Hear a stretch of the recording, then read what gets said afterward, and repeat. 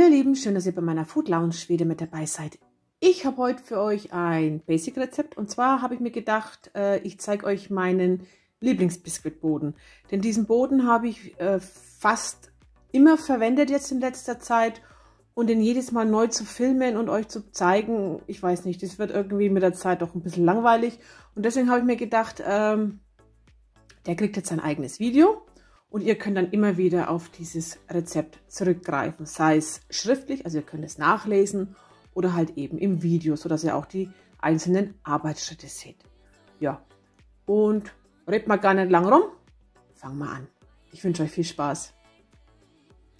Wir brauchen dafür auch gar nicht viele Zutaten und zwar für 2 Böden mit einem Durchmesser von 26 cm, 4 Eiweiß, eine Prise Salz, 4 Eigelbe, 4 Esslöffel kaltes Wasser, 160 Gramm Zucker, ein Päckchen Vanillezucker, 160 Gramm Mehl, einen Teelöffel Backpulver. Und wer jetzt noch mag, kann ihn variieren und zwar mit 50 Gramm gemahlene Nüsse, also irgendwelche, sei es Mandeln, Haselnüsse, Walnüsse, was ihr wollt. Oder wer einen dunklen Boden mag, nimmt einfach noch 30 Gramm Backkakao. Also das ist das Tolle bei diesem Boden, man kann ihn variieren. Also nicht, dass er einfach nur langweilig weiß ist, sondern eben vom Geschmack her auch Nüsse drin sind oder halt eben Schokolade. Ja, los geht's. Hier noch die wichtigsten Utensilien, und zwar eine Springform, je nachdem wie groß ihr ihn haben wollt, also der ist jetzt für 26 cm. Dann einen Sieb, denn das Mehl wird nicht mit der Maschine hineingerührt, sondern mit der Hand.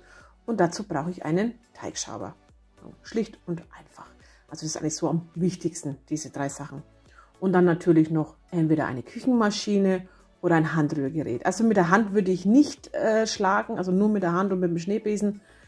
Ihr schlagt euch da zu Tode, kann ich schon fast sagen.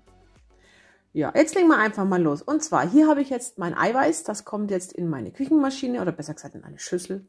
Und da schlage ich auf, bis es schäumt. Da kommt dann noch die Prise Salz dazu, denn Salz zerstört die Struktur vom Eiklar und dann lässt sich das leichter steif schlagen und schneller auch. Da habt ihr jetzt gesehen, der Zucker und der Vanillezucker kommen noch dazu. Währenddessen das verrührt wird, gebe ich die 4 Esslöffel kaltes Wasser zu meinem Eigelb dazu und das verrühre ich.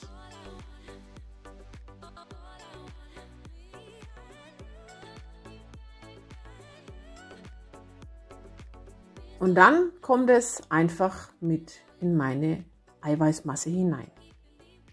Und das so lange verrühren, bis man das Eigelb nicht mehr sieht. So wie hier jetzt. Ihr seht schon, das Volumen hat sich schon mehr als verdoppelt. Und das ist auch wichtig. Und was noch wichtig ist, schlagt die Eier gute 10 Minuten auf. Ja, und dann geht es weiter mit den Trockenzutaten. Und zwar habe ich hier jetzt meinen Sieb. Da kommt jetzt das Mehl und das Backpulver hinein. Und das siebe ich jetzt einfach darüber.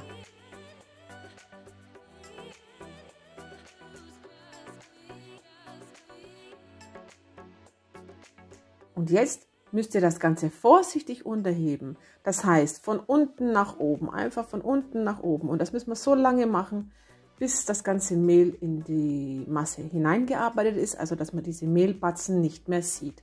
Und wichtig ist, nicht rühren, denn sonst rührt ihr die ganze Luft, wo wir jetzt so 10 Minuten hineingerührt haben, wieder raus. Ein klein wenig sackt er zusammen, aber es darf nicht zu viel sein, denn sonst wird der Boden nicht hoch. Jetzt brauche ich meine Springform, die ist mit Backpapier ausgelegt und da kommt jetzt mein Biskuitteig hinein. Den dann noch schön gleichmäßig verteilen. Entweder macht das mit einer Winkelpalette oder so wie ich. Ich habe es ein bisschen gerüttelt. Nicht so arg, wie gesagt, sonst haut ihr die ganze Luft wieder raus. Und die Luft ist wirklich wichtig, was den Biskuitboden betrifft, wegen der Höhe. Also je mehr Luft drin ist und je mehr Masse, umso höher wird der Boden. Und das passiert eigentlich nur durchs lange Schlagen. Ja, der Boden darf jetzt bei 175 Grad Ober- und Unterhitze für 30 bis 40 Minuten backen. Nach dem Backen macht er einen Stäbchentest, so wie hier jetzt einfach einen Zahnstocher hineinstecken. Wenn nichts mehr kleben bleibt, ist er fertig. Und dann löst er ihn vorsichtig vom Rahmen. Ich mache es meistens mit dem Messer, unterdessen gibt es ja schon solche Tortenmesser. Immer zum Rahmen hinschneiden, weil sonst macht er den Rand kaputt von dem Boden. Ja, und so sah er jetzt aus. Dieses Rezept ist für 2 Böden und das langt vollkommen. Wichtig ist noch eben stürzen, den Boden wegnehmen und das Backpapier vorsichtig lösen.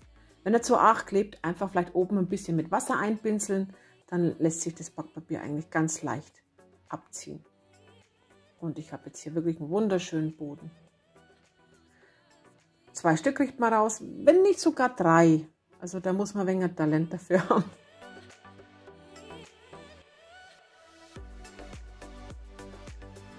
Der Boden muss dann komplett auskühlen und dann könnt ihr ihn verarbeiten. Hier habe ich jetzt meine Tortensäge, ich zeige es euch einmal. Die müsst ihr halt richtig einstellen, wie viel Böden ihr halt haben wollt, aber ich finde jetzt die Größe hier ist perfekt für 2 Böden. 3 wird ein wenig kritisch, die werden sehr dünn. Wenn ihr das könnt schneiden, dann macht das. Ich krieg's nicht immer hin. Und dann zeige ich euch noch, wie er von innen ausschaut. Hier ist ein Teil und der ist so fluffig und weich gewesen. Schaut, der federt richtig ab. Ganz toll. Also dieser Boden ist wirklich toll. Ich benutze ihn auch sehr gerne, auch in verschiedenen Varianten. Den könnt ihr wirklich immer benutzen, wenn ihr einen Tortenboden braucht. Also ich kann ihn echt empfehlen. Mega einfach in der Herstellung und schmeckt auch gut. Hier seht ihr das nochmal, wie fluffig der ist. Ja, das war jetzt das Rezept von meinem Biskuitboden. Mega einfach, wenig Zutaten, schnell gemacht und ein Grundrezept. Das, was man eigentlich immer mal braucht. Ja, ich hoffe, das wird euch gefallen. Wenn ja, lasst mir einen Daumen nach oben da, abonniert meinen Kanal und wir sehen uns ganz bald wieder. Dann wünsche ich euch noch einen tollen Tag. Bleibt gesund, passt auf euch auf und bis demnächst. Tschüss.